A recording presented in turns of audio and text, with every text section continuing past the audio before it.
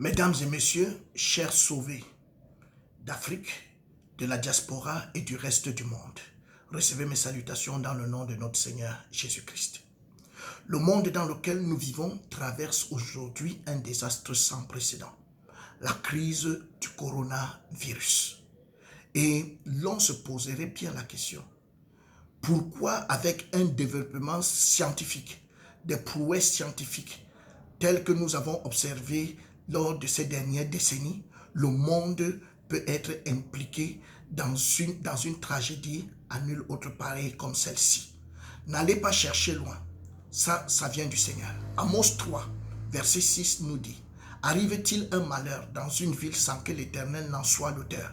Oui, l'Éternel est l'auteur. Et la bonne question, c'est de savoir pourquoi.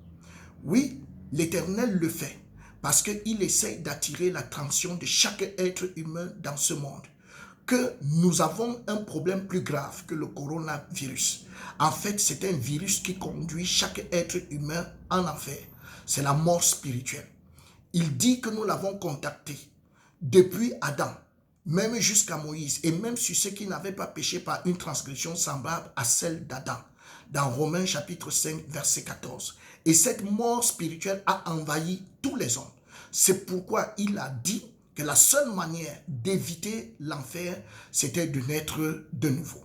Depuis 10 ans aujourd'hui, nous sommes résolument engagés pour aider chaque être humain à écouter la parole du salut qui va l'amener de la mort à la vie.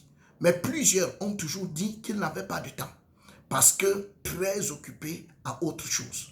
Mais aujourd'hui, à cause du coronavirus et à cause des mesures prises par l'Organisation mondiale de la santé, relayées par les gouvernements de chaque pays, le confinement est exigé à tout être humain aujourd'hui.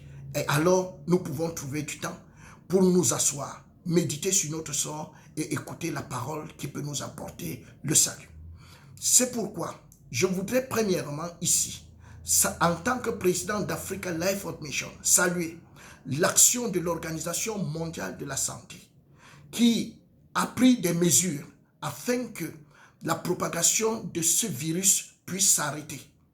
Et je voudrais également saluer l'action des gouvernements de chaque pays et aussi celle des coordonnateurs nationaux qui se sont chargés de relayer et aussi d'éduquer les populations dans les mesures d'hygiène et des mesures de confinement afin que le coronavirus ne se propage plus. Je voudrais ici appeler chaque croyant sauvé à ne point être un vecteur de contagion, car au milieu de tous ceux-là qui peuvent être contaminés, nous avons les membres de nos familles, nous avons nos amis, nous avons même des personnes que nous ne connaissons pas qui peuvent mourir précocement sans avoir écouté la parole de Dieu qui peut ramener leur esprit à la vie et éviter ainsi la destruction éternelle. Ce n'est pas pour nous, parce que je le sais très bien, en tant que sauvés, la mort pour nous est un gain. Mais faisons-le pour tous les autres. C'est pourquoi, ce soir, je vous invite à appliquer toutes les mesures qui ont été données par chaque gouvernement, les restrictions, afin que nous ne puissions pas apporter la mort précoce autour de nous. Je voudrais aussi saisir cette occasion pour nous dire à chaque frère et sœur que plusieurs programmes ont été annulés à cause de cette tragédie. Oui, nous pouvons continuer nos communions par les groupes WhatsApp de chaque assemblée pour les assemblées qui sont supérieures au nombre donné au nombre dit dans chaque nation que nous ne pouvons pas traverser. 50 pour certains, 100 pour d'autres. En rapport avec ces chiffres, conformez-vous-en et faites en sorte que nous ne soyons pas taxés de rebelles dans ces moments de crise. Donc, observez scrupuleusement ces règles. Je vous en prie. Et maintenant, en ce qui concerne le QG Afrique de Yaoundé, il se tiendra naturellement comme toutes les autres fois, mais seulement avec les acteurs, c'est-à-dire la chorale, les rapporteurs d'émissions et aussi prédicateurs et coordonnateurs, peut-être 2 personnes pour témoigner. Ce nombre ne dépassera pas 40. Le QG sera fait normalement et pourra aussi être fait dans toutes les autres nations conformément aux règles de ces pays. Et en ce qui concerne celui de Yaoundé, il sera diffusé par nos moyens de communication, à savoir Facebook, Africa Life World Mission, et YouTube, Adassa Production. En ce qui concerne notre grande convention 2020, elle est toujours sur les rails. Donc nous devons la préparer normalement parce que nous croyons que le Seigneur d'ici là aura trouvé une solution et que ce grand programme se tiendra. Et au cas où ce ne sera pas possible, je reviendrai vers vous avec une communication à ce sujet.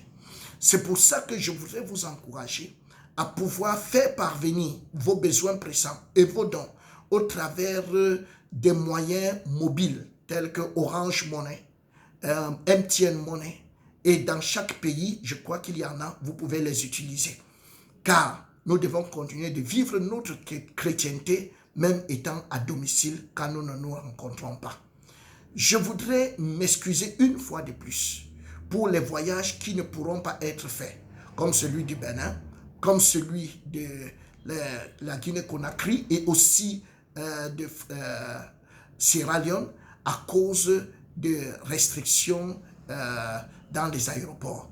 Mais je pense que très bientôt, nous le ferons. Merci de respecter toutes ces règles dans le nom précieux de Jésus-Christ. Je vous aime.